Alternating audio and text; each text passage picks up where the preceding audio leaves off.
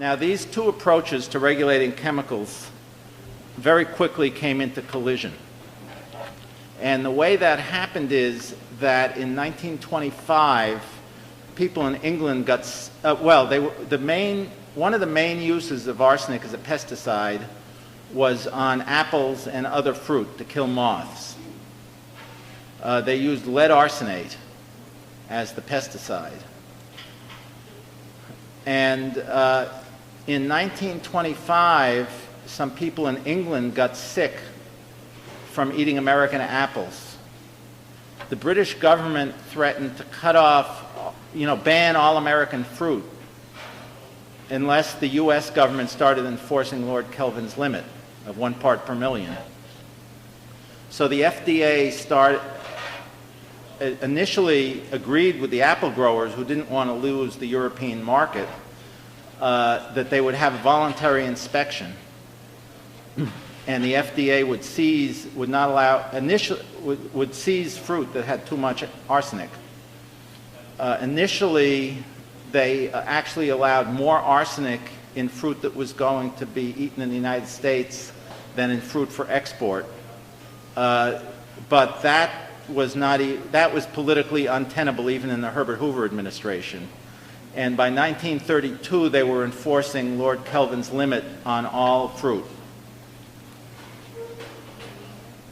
The farmers who were centered in the state of Washington in the Yakima Valley and Wenatchee didn't like this at all and fought back. The FDA, which was led by a very strong commissioner, who actually, his personal opinion was that no pesticide residue of any kind should be allowed in any food. He didn't have the authority to enforce that, but that was his opinion. They were resisted by the farmers, and the problem was that under the law of that time, they could seize the food that was unwholesome, but they couldn't set a standard. The farmer could, in every case, the farmer could go into court and challenge the science and argue about the science. And the FDA had a problem, which is that Lord Kelvin had studied the acute effects, but he didn't have any data on the chronic effects of eating the stuff for your whole life. So the Food and Drug Administration started a study feeding rats lead arsenate for their whole lives at different levels. By now we're in the mid-30s, and with the New Deal there was more money and support for this kind of thing. However, the chairman of the House Agriculture Appropriations Subcommittee was an apple farmer who thought that regulating pesticides was nonsense. And he put a rider in the appropriations bill in 1937 that made the FDA stop the experiment in the middle. They killed 5,000 rats at the end of the fiscal year with the experiment only half done. And so Dr. Clarence Cannon, the subcommittee chairman, now had $50,000, which actually went a long way in those days. The whole cancer budget, the whole cancer research budget of the federal government that year was $110,000. And he decided to give it to someone else. He was the prime mover in this. Was the chief lobbyist for the lead industry, a man by the name of Felix Wurmser.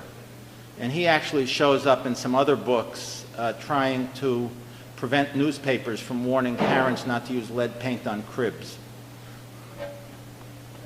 Wurmser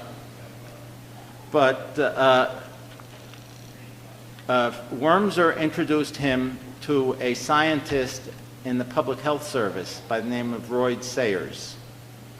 Now, Sayers had an interesting background. He had done the study that said leaded gasoline was safe after it was banned in 1925.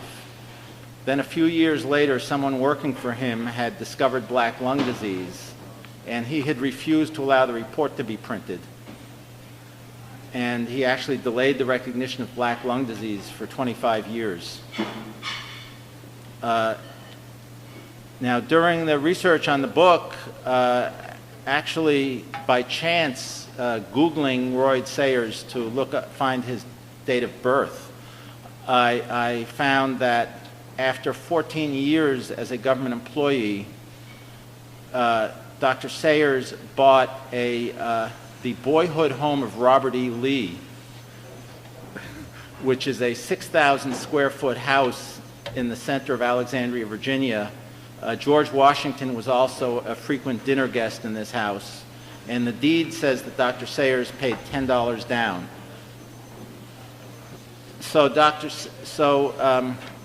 the subcommittee chairman, Clarence Cannon, met with Dr. Sayers, and Dr. Sayers presented him a protocol for a new study to determine the safety of lead arsenate pesticide. And he got the money. The study was carried out by Dr. Paul Neal, who worked for him, and they looked at the apple pickers in Wenatchee and Yakima to see if they had symptoms of lead or arsenic poisoning. And by a variety of methods, they excluded anybody who was sick from the study. Although they didn't succeed, they actually found 7 people who had lead or arsenic poisoning, but they buried that on page 60 of the report.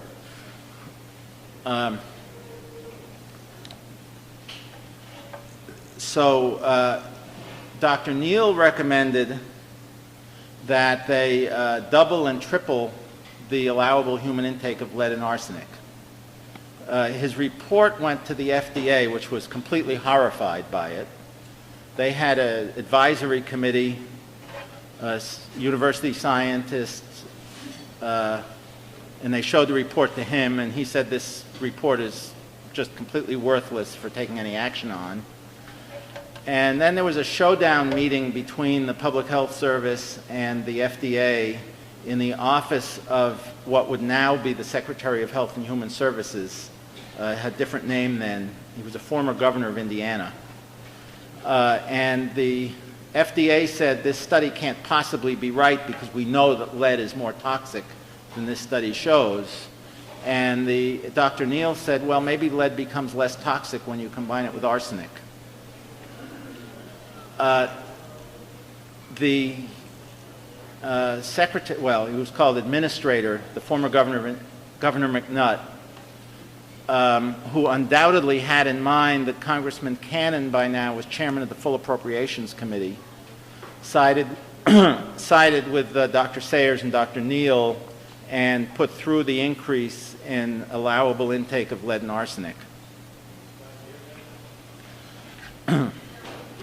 Meanwhile, the government had also been working on trying to deal with with the lack of, the weakness of the laws. And actually one of the main objectives, there was what's called the Food, Drug, and Cosmetic Act that was passed in 1938. And that was supposed to give the FDA the power to set standards. But by the time it was passed, it was compromised to the point where they theoretically could enact standards, but they had to jump through so many hoops that they, in practice, could never get any standards in place. They only passed one standard in 10 years. Another law that was, well, now during the war, the Second World War, synthetic chemical pesticides such as DDT began to be introduced. Now, when DDT was introduced, the Army, NIH, well, not so much the Army, but the FDA and National Institute of Health were extremely concerned about its health effects. And actually, the Agriculture Department, the people who had developed it, were concerned about the ecological effects. But it was our friend Dr. Neal who did the experiment that said DDT is safe to use as a spray. Nevertheless, in 1945, the Army issued an order that banned, with the support of the Agriculture Department, issued an order that banned all civilian spraying with DDT, except unless you got special permission, which was only given a few times on military bases. And the basis for that was that DDT is a threat to the balance of nature, which is, in fact, proved over the years to be what the biggest problem with DDT is. However, the only legal authority they had to enforce this was that during the war there was rationing. I mean, you couldn't buy butter without a coupon, and so they just said, we won't give out any DDT coupons. And during the Second World War, if the Army said it, you didn't argue. So when the war ended, the chemical companies started making DDT.